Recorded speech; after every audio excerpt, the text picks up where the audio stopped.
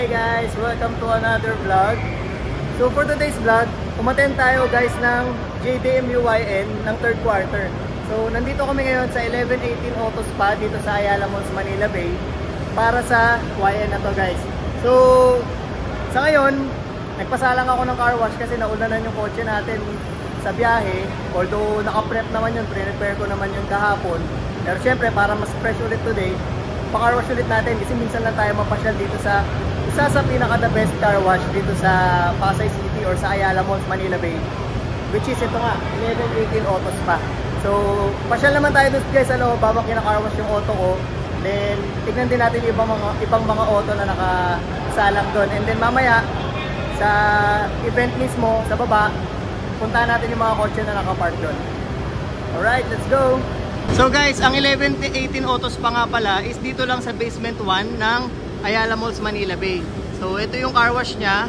So ito yung entry nung parking basement na to. And then pagliko mo lang, nandito na yung 1118 Auto Spa. So ayan o, shoutout kay Daniel.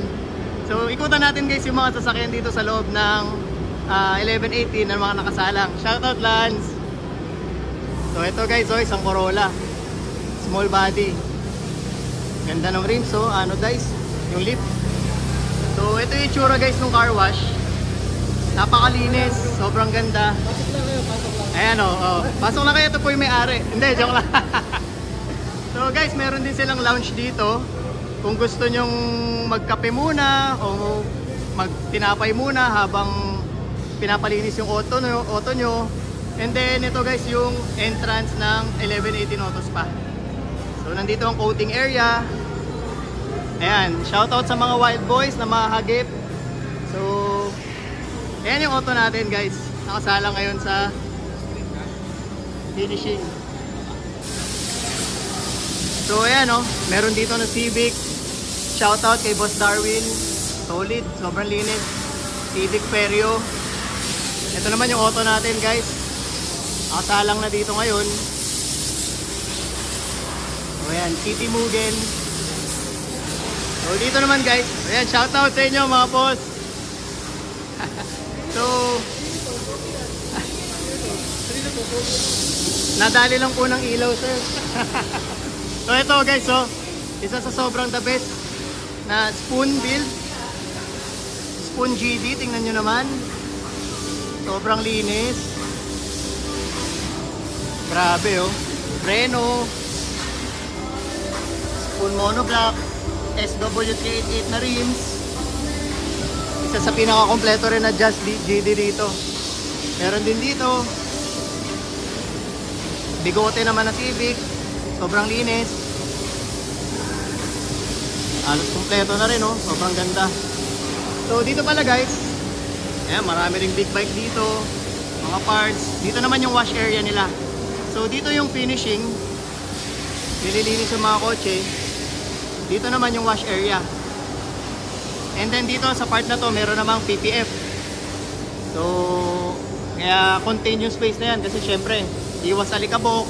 Lahat kailangan malinis bago ilatag yung mga PPF nila. So, ito yung wash area nila guys. Or wash bay nila. Ang ganda ng car wash nila guys. So, lahat ng mga tools for washing, hilain mo lang sa taas. So yung mga pressure washer nila para sa mga sabon. So ito guys, isang malinis na GE, Jace Racing. And then tingnan nyo naman dito guys, grabe naman yung view dito. GT3 RS. Grabe, sobrang ganda. Tapos isang wagon na BMW. Ganda ng kulay niya or nung wrap niya, grabe. Sobrang linis. So yan muna yung update ngayon dito sa car wash ni 1118. Bababa ko ngayon para dun sa mismong event or pinaka-venue, which is dun sa basement. So, samahan nyo ako guys.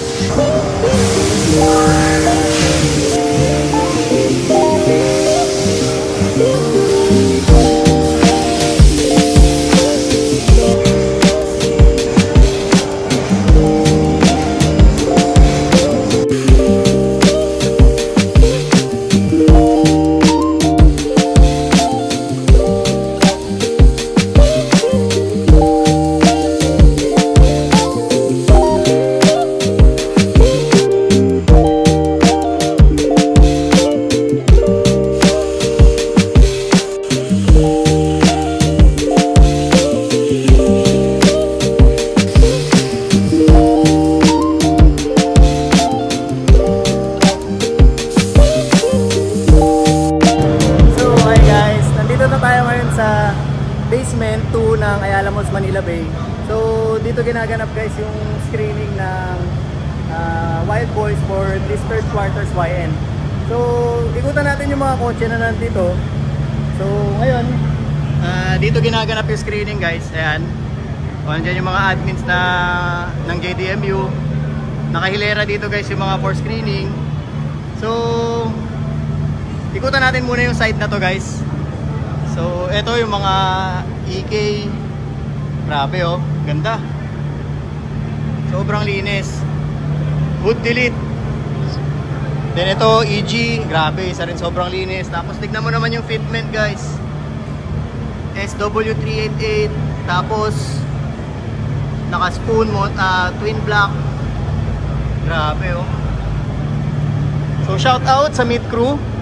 Sobrang solid. Grabe mga fitment ng mga auto na merong sticker niyan ng Meet Crew. Ito FD. Tingnan mo naman guys. Ayan ang fitment. EG, sobrang linis with the gram lights. I think custom color. Tapos endless, syempre. Meron din ditong Lancer. Dito naman mga Montero. Sobrang susolid din, oh, gaganda guys. Dito meron naman guys Jace Racing na GE. So I think mga tapos ng ma-screen itong mga iniikutan kong kotse sa ngayon. So dito sobrang lilinis na mga CRV with the Advan RGs na gold, champagne gold. Ito unique na rims, Bok Racing. Pero hindi ko sure anong tawag sa Bok Racing na to. Pero super unique nung approach niya guys. Solid. Plus yung livery ng CRV, oh, ang ganda. Dito naman Blitz. Hey Wancho, shoutout sa'yo bro. Congratulations. Blitz na GM6 or Grace with the Alcon brakes plus gram lights na gold, champagne gold din, ganda. Gold coin din yung center caps. Hey Boss Nico, shoutout sa'yo boss. Congratulations sa bagong project S14 Silvia. So work in progress pa to for sure, si Boss Nico pa. Pero tignan mo naman yung brakes, Alcon din, CE40 na rims. So abangan natin yung mga magiging progress ng auto na to. Dito merong Altis na malinis din. I think ito yung katabi ko sa YN last August. So ayan oh, sobrang linis na Altis. So madalang tayo makakita ng mga binubuo na Altis ng gen na to. So halos nag-uumpisa pa lang rin kasi. Pero maganda yung patutunguhan, maganda na yung build nyo. So dito naman Subaru. Merong GR doon. Subaru BRZ rin na latest model. EK, Passion Orange. Meron din itong Vitz. I think Vitz Eco to. Ganda. AME Tracer na wheels. Sobrang linis oh. Ganda ng color blue. And then dito naman kay Papi Jano, Grady na Brio guys. So C28 with the Grady brakes. So hindi rin biro mag-upgrade ng Grady dyan kasi alam ko may pinapalitan pa sila sa pangilalim para masalpak mo yung mga big brake kit dito sa model ng kotse na to. So isang malinis na GK. Congratulations oh, meron na rin siyang classic. And then ito kay Hero, shoutout sa'yo bros. Congratulations din. Visor approved. Tignan mo naman yung GE na to, sobrang linis. Grill pa lang, fog lights, modulo kits, T37, Brembo brakes, Sparco seats. Tapos naka moonroof guys, ayan no. Grabe. Parang sarap mag-drive pagka ganito yung roof mo. Lalo pagka night drives, kita mo yung mga stars sa ibabaw. Sobrang solid. So Sa Jazz GE kasi meron talagang ganyan sa Japan. So JDM, kinukuha nila yung roof na yan para maisalpak dito. Dito naman merong aired out na 86 with the VS work na rims. I think VSXX ba yung tawag dyan. So by fitment yung air suspension nya. Dito naman meron tayong Nissan Z. So grabe oh, pogi. T37 na gunmetal ng tapang ng approach. Ito naman guys, sobrang solid na Miata with the work CR guys, partnered with the Endless big brake kit guys. Ay grabe, sobrang solid. Tapos tingnan mo naman yung seats sa loob, bucket seats. I think RCS yung tawag dyan sa Recaro na to. Grabe guys. Shout out to Boss Lester Panic sagad. So and then syempre Flicker Tech din guys. Shout out sa inyo boss. Eto guys, meron dito isang S2000 Monte Carlo Blue yata yung tawag sa color ng body nya. Tapos naka T37 OG with the Advan Nyoba. Tapos top down no. Grabe yung S2000 guys. Tapos hindi pala biro guys, right hand drive S2000. So hindi siya converted, nasa kanan pa yung steering wheel nya or yung driver side nya guys. Grabe. So dalang makakita nyan. Ngayon lang rin ako actually nakakita sa in person ng malapitan na right hand drive. Galing. So dito naman guys sa area na to, ang mga favorite natin, mga idol natin sa pagbubuo ng mga Jazz or Jazz GE, Jazz GK, TrueFit Crew. So ito isa sa mamimiss kong auto guys. Isa sa hinahangaan ko rin sa pagbibuild, lalong lalo na sa approach na ginawa niya dito sa Grady GE na to kay Papi Eric. So mamimiss ko yung Jazz GE na to or yung Fit GE na to. So meron siya magiging bagong project, abangan natin guys. So ito halos pina-parts out na. So kung meron kayong mga kailangan, PM nyo lang kami. Meron pang mga available na parts dito as far as I know. So abangan natin yung next project niya.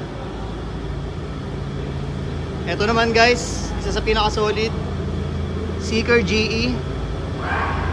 Shout out to Jervin. Grabe yung chin oh.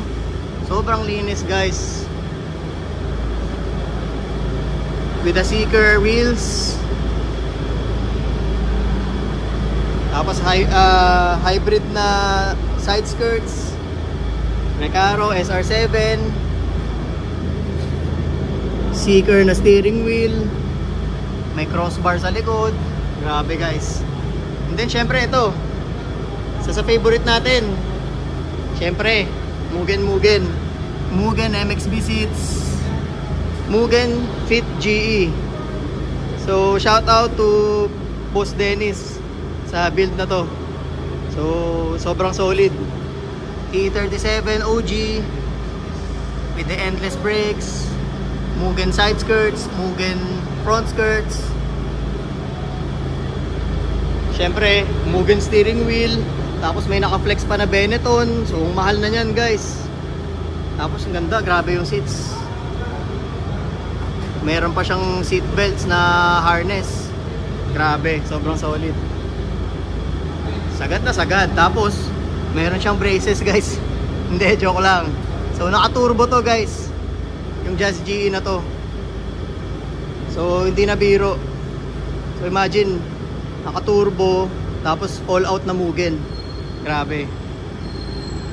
Tapos syempre, ito guys, isa sa recent lang na halos nabuo na Mugen build kay Brother Telo. So Mugen kits. Tapos tingnan nyo naman yung preno guys, Project Mu na brakes. Grabe yung fitment oh. Tingnan nyo naman yung fitment. Tanabe strut bar, HKS. So iba yung ginawa niyang approach dito sa engine bay. Tapos Mugen kits. Tapos ito guys, syempre Mugen din, pati interior. Tingnan nyo naman guys. So Mugen seats, tapos Mugen steering wheel, not one but two Mugen steering wheels guys. Isang suede finish, isang leather finish. Grabe, sobrang diin mo bro. Ang ganda ng livery ng Mugen sa sides oh. Pogi. Then dito kay Boss A, isa sa pinakamalinis na GK dito. So Recaro SR7 T37 OG na magnesium blue, endless brakes, 294mm na rotor disc na 2-piece. Ganda rin ng chin niya guys oh. Sana pwede sa GN yung ganitong chin oh. Parang pwedeng i-retrofit kasi yung sa atin medyo mataas yung part na yan. So ako, ang ginawa ko doon, naglagay ako ng aero spoiler sa ilalim, yung mga rubber na protector. So parang gusto ko magkaroon ng chin na ganyan na carbon sa gitna. So in the future, planuhin natin. Siyempre sa platform namin medyo may kahirapan sa pagbubuo kasi hindi siya Japan or hindi siya release sa Japan. So nangyari, nagre-retrofit kami ng mga parts para makumpleto yung build na gusto namin. Like yung sa akin nga, more on Mugen parts ang nakakabit. So yun, pag pinagpaplanuhan talaga actually yung pagbubuo sa kanya, and unti-unti lang kasi nga hindi biro yung platform, medyo kakaiba. So hindi lahat ng bolt-on parts pwede, like body kits and everything. So merong mga iba, sinuswerte kami na pumapasok, yung iba naman hindi. So ginagawa namin ng paraan. Like yung sa akin, yung ginawa ko nga, which is Mugen. So ito guys, isa sa pinaka-solid Mugen CRZ. Shout out to Boss Dale. Grabe, sobrang pogi guys. Mugen rims, endless brakes, Mugen kits, Mugen grill, Mugen hood. So tingnan nyo naman yung seats guys. Mugen din, naka racing harness, naka Mugen steering wheel, Mugen na side mirrors, Mugen na side mirror covers, Mugen wing. Tapos pati yun, Mugen din yun guys. Yung ilaw na yan guys, Mugen din yan. Tapos yung muffler din niya, Mugen din. Grabe, sobrang solid. So ikot pa tayo banda sa area na yun, sa kabila. Pasyal din tayo doon. Ito guys, isa sa inaabangan ko na build na on progress din. Isa sa mga solid na build dito sa JDMU, which is itong Grady na Jimny.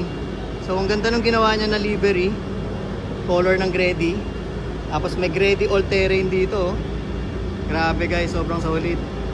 Ang galing ng mga approach na ginagawa nila, like ito. Tingnan mo yung small details na yan. Pati yan Grady guys. Tapos ito, nilagyan niya ng truss dito sa ibabaw. Tapos naka-turbo. Grady rin guys. So Jimny na naka-turbo.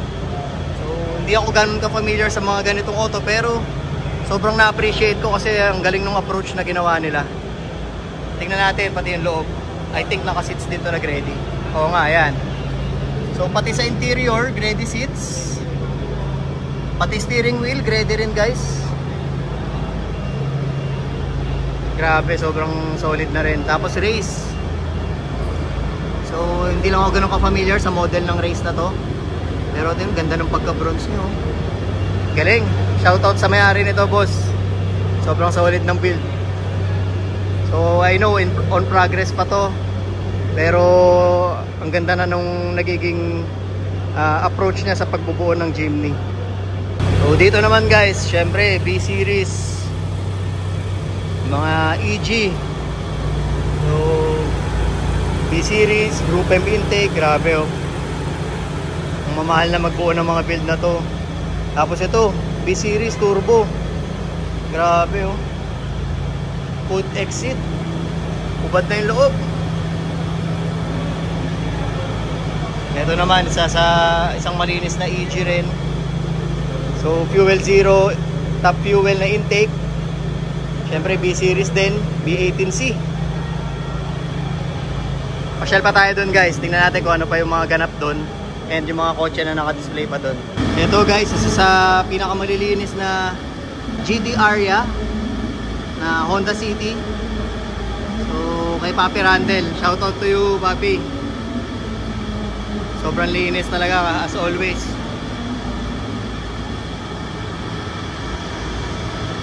Dito naman, merong EX na Lancer. Ganda oh. Linis. Brembo brakes. BBS wheels. Pogi. Tapos naka-seats. Siyempre, Recaro rin. Ito, grabe. Linis ng pagkapula. Ganda naman ng FD na to guys. So, I think modulo kits to. Tapos, Advan wheels. Ganda. Grabe, linis ang kintab. And then dito naman, may FD rin. Ito kay Papi Alan. Congrats oh. Shout out. Meron ng sticker guys. Classic Achieve. Sobrang solid.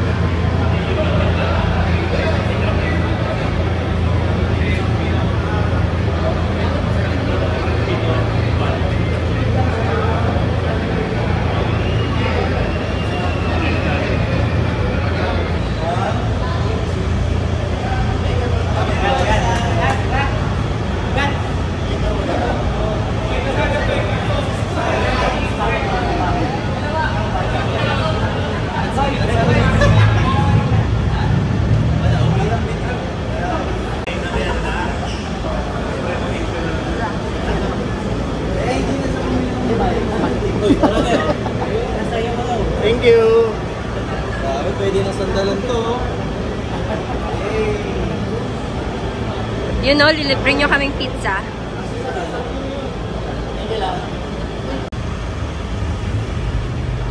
You know, congratulations to Tech Batchmate. So, Visor approved. Tropa natin. Siyempre, si Pau. So, sa atin, nandun guys, ikutan natin. You know? You know?